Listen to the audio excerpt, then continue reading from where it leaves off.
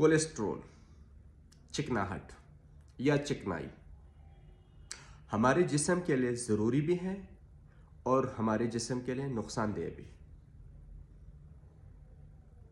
Cholesterol हमारे खून की रवानी में बहुत अहम किरदार अदा करती है, यानी कि चिकनाहट हमारे खून की रवानी में बहुत ज़्यादा किरदार अदा करती है।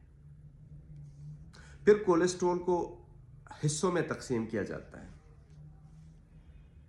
नॉर्मल हमें कोलेस्ट्रॉल चाहिए 200 mg की मकदार में। उसमें अगर हम कैटेगरी वाइज करें तो जो बैड कोलेस्ट्रॉल है, जिसको हम LDL कहते हैं, वो 100 मिलीग्राम से नीचे हो।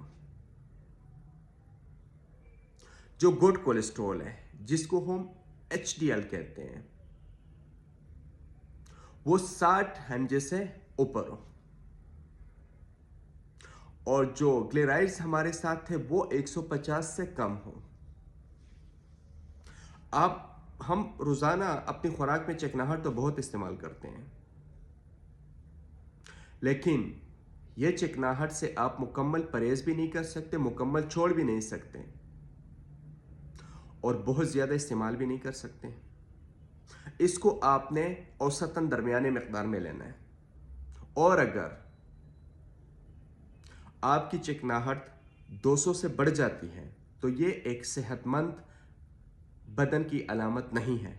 फिर आप इसको कम कर सकते हैं। फिर उसके मुख्तलिफ प्रोसेस हैं, एक्सरसाइज है, मेडिसिन है, वॉक है, नीम गर्म पानी वगैरह। तो कोलेस्ट्रॉल को, चिकनाहट को आप इस्तेमाल कर लें ताकि आपका कोलेस्ट्रॉल लेवल बरकरार रहे, लेकिन ज़्यादा नहीं। अगर आप एक्सरसाइज नहीं करते तो फिर बिल्कुल भी इस्तेमाल ना करें। अगर आप एक्सरसाइज करते हैं तो फिर आप चिकनाहट, देसी घी वगैरह कुछ इस्तेमाल कर सकते हैं।